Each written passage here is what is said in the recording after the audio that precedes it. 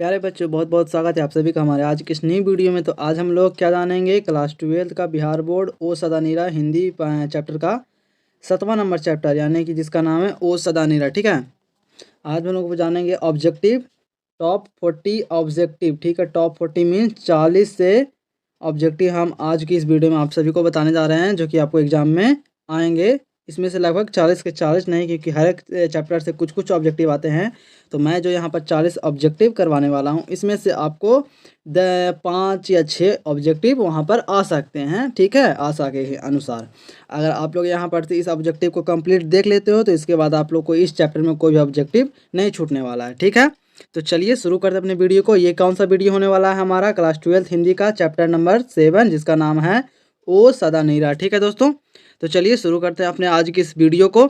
और जो बच्चे को अगर जो भी ऑब्जेक्टिव मालूम नहीं है, तो वो बच्चे जो है कि अपना कॉपी और पेन निकाल कर बैठ जाए, जिससे कि उनको जो ऑब्जेक्टिव मालूम ना हो उसे वो सब लिख सकते हैं। ठीक है, नोट कर सकते हैं, और जिन्हें मालूम है वो सब अपना जवाब कमेंट में बताते चलिएगा। तो चलिए शुरू करते हैं। चैप्टर नंबर 7 है हमारा, और सबसे पहला इसका क्वेश्चन का जो हमारा मतलब जो चैप्टर है उसका क्वेश्चन है सबसे पहला कि ओ सदा नीरा शीर्षक निबंध में वर्णित मन कैसा ताल है।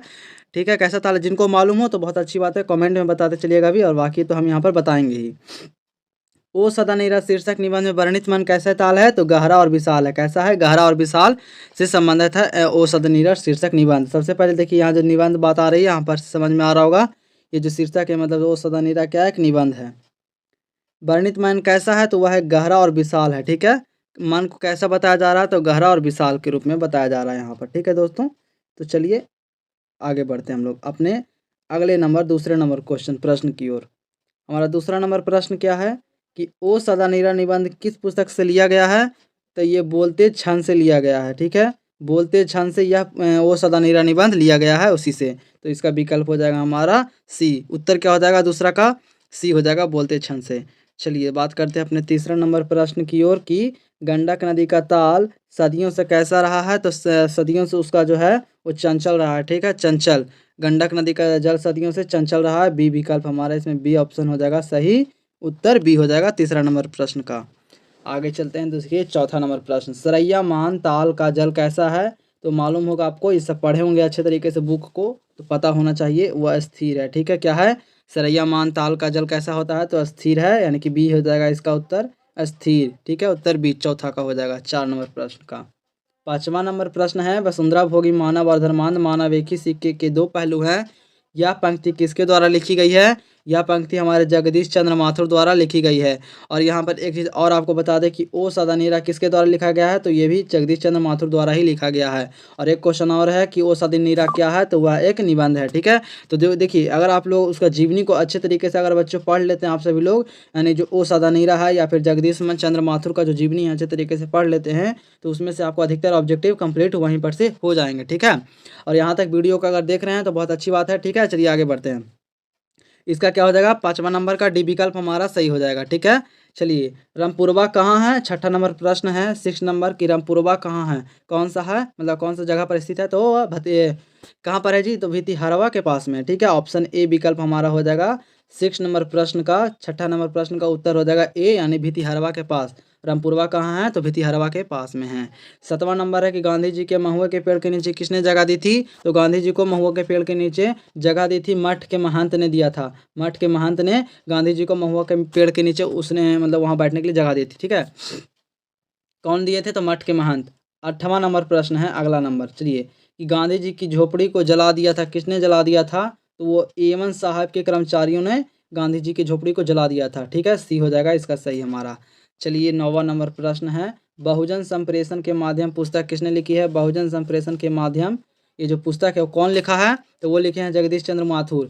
आपको मैंने बताया कि देखिए जो भी जिन भी लेखक या कवि का आप जीवनी पढ़ रहे हैं, उनका पूरा अच्छे तरीके से एक बार जीवनी पढ़ लीजिएगा, तो आपको अधिकतर ऑब्जेक्टिव वस्तुनिष्ठ प्रश्न वहाँ से कंप्लीट हो जाएंगे। ठीक है, और बाकी जो उसका मेन जो बुक लास्ट कहानी होता है उसमें से अगर पढ़ लिए तो लगभग आधा ऑब्जेक्टिव मतलब लगभग पूरा कर सकते हैं ऑब्जेक्टिव आपका कंप्लीट। तो कोशिश कीजिएगा जो भी लेखक या कवि का कहानी या जो भी पढ़ रहे हैं निबंध, उसका जीवनी एक अच्छे तरीके से पढ़ लीजिए, जिससे कि आपको अधिकतर ऑब्जेक्टिव खुद से याद हो जाए। जैसे कि किसी भी जगदीश चंद्र माथुर का याद कर रहे हैं तो इनका जीवन, जन्म, मृत्यु, शिक्षा और कृति यानी बहुत सारी जो इनके चीज़ें हैं, इन्होंने कौन सी रचना लिखी है, कब जन्म हुआ, इनके माता पिता का नाम ये, कहाँ से शिक्षा प्राप्त की है, तो ये सारी चीज़ें अगर याद कर लेते हैं तो आपको अधिकतर ऑब्जेक्टिव कंप्लीट हो जाते हैं। तो यहाँ पर भी यही चीज़ है कि बहुजन संप्रेषण के माध्यम पुस्तक किसने लिखी, तो जगदीश चंद्र माथुर जी ने लिखी है।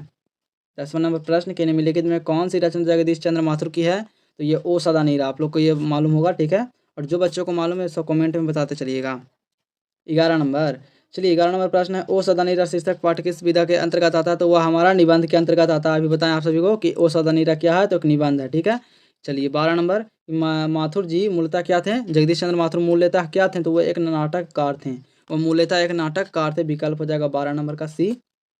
13 नंबर प्रश्न में चलते हैं। 13 नंबर प्रश्न है कि ओ सदा नीरा निबंध बिहार के किस राज्य के क्षेत्र की संस्कृति पर लिखी गई है, तो वो चंपारण के संस्कृति को देखते हुए लिखी गई है।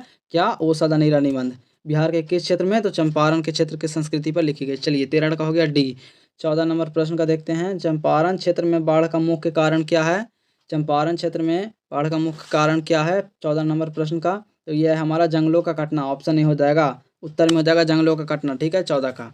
15 नंबर में क्या है कि माथुर जी किस राज्य के शिक्षा सचिव नियुक्त हुए थे, तो किस राज्य के शिक्षा सचिव नियुक्त हुए थे, तो ऑप्शन हो जाएगा ए, विकल्प उत्तर यानी कि ए हो जाएगा, कहाँ के, तो मध्य प्रदेश के शिक्षा सचिव नियुक्त हुए थे। 15 नंबर का ए हो जाएगा। चलिए 16 नंबर में देखते हैं कि ओ सदा नीरा पाठ के अनुसार गांधी जी ने आश्रम विद्यालय कहाँ स्थापित किया गया था, ओ सदा नीरा पाठ के अनुसार गांधी जी ने आश्रम विद्यालय कहाँ स्थापित किया था, तो उन्होंने बड़हरवा मधुबन भितिहरवा में जो है कि आश्रम विद्यालय स्थापित किया था। विकल्प हो जाएगा उत्तर इसका डी, डी हो जाएगा, ठीक है, ध्यान दीजिएगा, डी हो जाएगा इसका 16 का। आगे बढ़ते हैं हम लोग 17 नंबर प्रश्न में। 17 नंबर प्रश्न क्या कह रहा है कि अंग्रेज ठेकेदारों ने किस चीज़ की खेती के विस्तार किया, तो उन्होंने नील की खेती को विस्तार दिया था। विकल्प भी हो जाएगा नील की खेती, ठीक है। चलिए आगे चलते हैं, अगर वीडियो अच्छा लग रहा हो तो अच्छी बात है, ठीक है। और 18 नंबर प्रश्न, राजा हरि सिंह देव को गयासुद्दीन तुगलक का सामना कब करना पड़ा, तो ये 1325 ईस्वी में। 19 नंबर, धांगड़ों की नील की खेती के सिलसिले में कब लाया गया, तो ये 18वीं शताब्दी के अंत में। उसके बाद है इसका तो ये हो गया 19 का। उसके बाद 20 नंबर है कि पुंडलिक जी कौन थे, तो पुंडलिक जी हो जाएगा शिक्षक थे, बी विकल्प इसमें, ठीक है। 21 नंबर है कि निम्नलिखित में से कौन सा नाटक जगदीश चंद्र माथुर रचित है, तो यह है कोणार्क, सी हो जाएगा इसका, क्या है, कोणार्क रचित है। 22 है कि निम्नलिखित में कौन सी उपाधि माथुर जी को मिली थी, तो विद्यावारिधि मिली थी, विद्यावारिधि, बी इसमें हो जाएगा। चलिए 23 नंबर है कि माथुर जी को भितिहरवा पहुंचने पर कौन मिले थे, तो वो पुंडलिक जी ही मिले थे। विकल्प सी हो जाएगा, पुंडलिक जी मिले थे 23 में। अगला है कि पुंडलिक जी ने निर्भीकता किससे सीखी थी, तो वो गांधी जी से सीखी थी। बी विकल्प इसमें हो जाएगा 24 नंबर का, पुंडलिक जी ने निर्भीकता किससे सीखी, गांधी जी से। अगला है कर्नाट वंश के राजा हरि सिंह को किसका मुकाबला करना पड़ा, तो वो गयासुद्दीन तुगलक जी का सामना करना पड़ा था। ये इसमें हो जाएगा, ठीक है। चलिए इसमें चंपारण में धांगड़ कहाँ से आए थे, 26 में है कि चंपारण में धांगड़ कहाँ से आए थे, तो वो छोटा नागपुर से आए थे। सी हो जाएगा, छोटा नागपुर से।